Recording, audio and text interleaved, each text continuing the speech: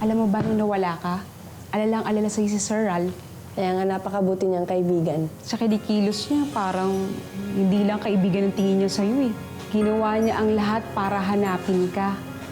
Open relationship, dating o ano man, tinatapos ko na. Ayoko na. Nakakamiss si Ma'am Dayan, no? Bakit di mo kaya puntahan? Para saan pa? Di ba sabi niya noon, tutulungan ka niya?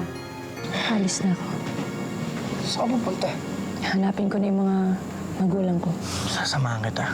Ang tagal mong nawala tapos mag-uuwi ka ng babae? This is unacceptable. Kaya ako siya in-invite dito kasi kailangan niya ng tulong. Ano mo sa ron?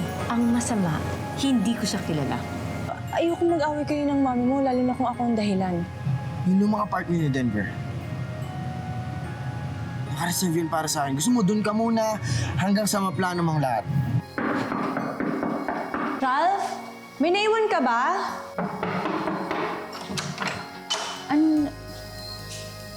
Paano mo ngayon madedelay na binobola mo si Ralph?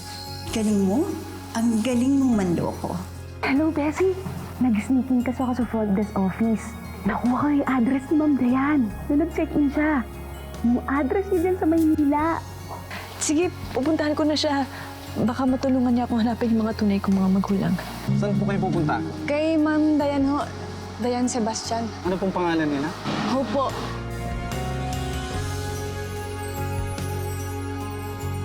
Pupuntahan ko lang ho yung bahay ni Ma'am Dayan Sebastian.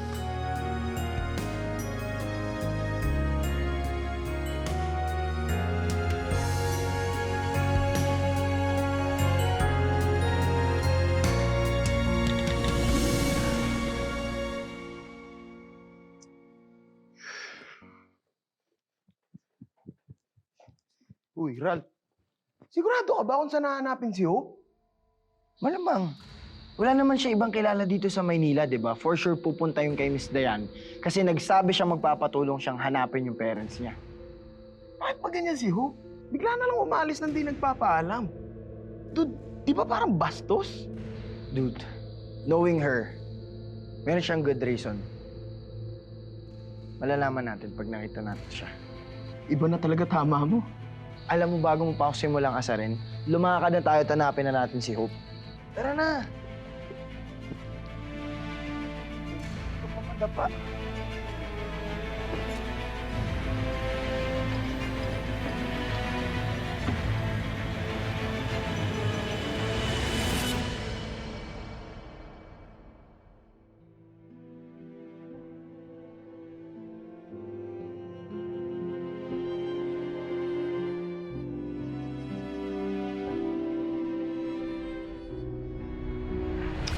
Huwag kang mag-alala.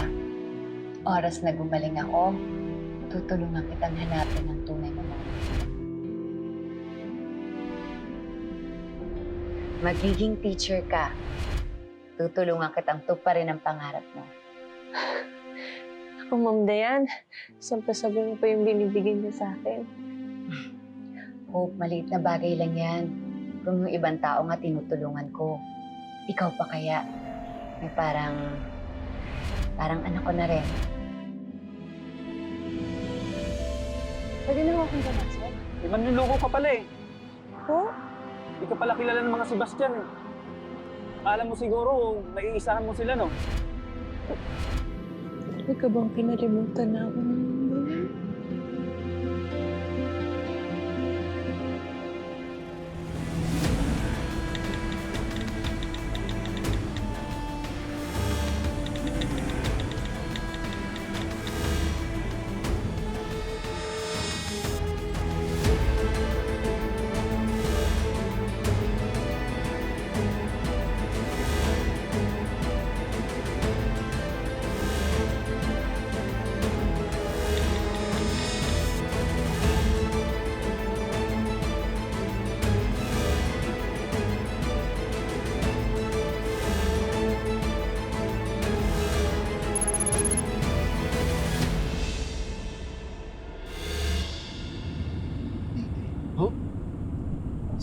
Si Hope yan!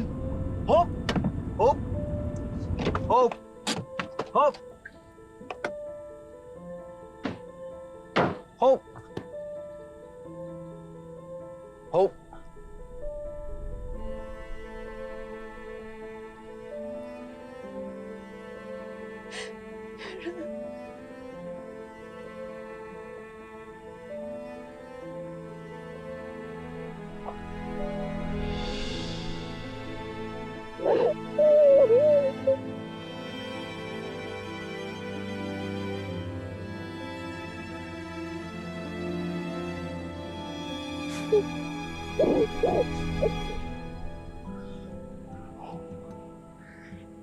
nangyari?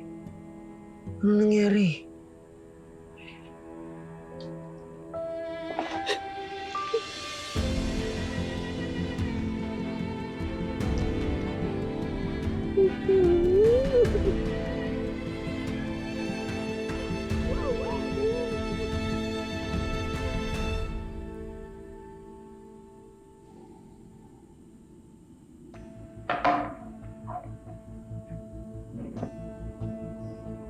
Wala pa yung pondo.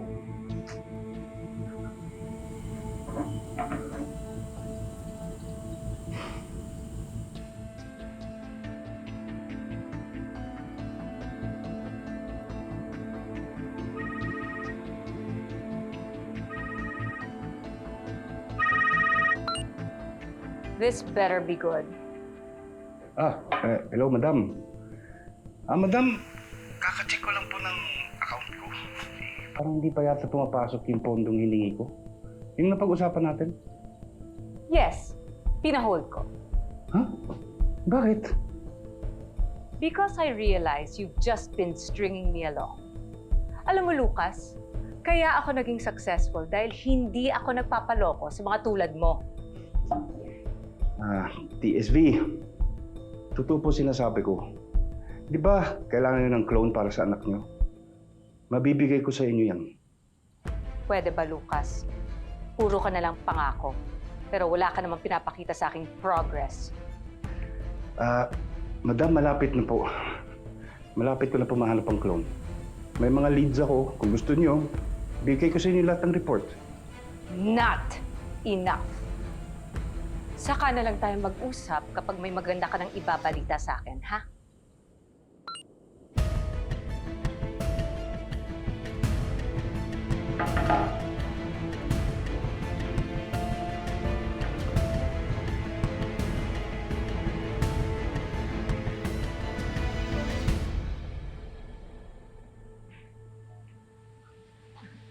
Hindi ko rin alam bakit ganun kasakit. Siguro hindi ko lang ina-expect na makakalimutan agad ako ni Ma'am Dayan pagkatapos ng mga pinagsamahan namin. Hindi rin ako makapaniwala eh. Ang alam ko lang, hinahanap ka niya as soon as makakita siya. Siguro nawala na siya ng interes sa akin. Kasi ganito lang ako. Hindi naman ako kamahal-mahal eh. Ang tunay ko ang mga magulang, yung mga nag-ampon sa akin. At sila ayaw na nila sa akin. Hope. Huwag kang magsalita ng ganyan. Hindi totoo yan. Hindi ba pinuntahan ka pa nga nun sa inyo? Ano ba nangyari nun? Hindi ko alam. Hindi naman kami nakita. Baka misunderstanding lang to. Gusto mo ba puntahan natin?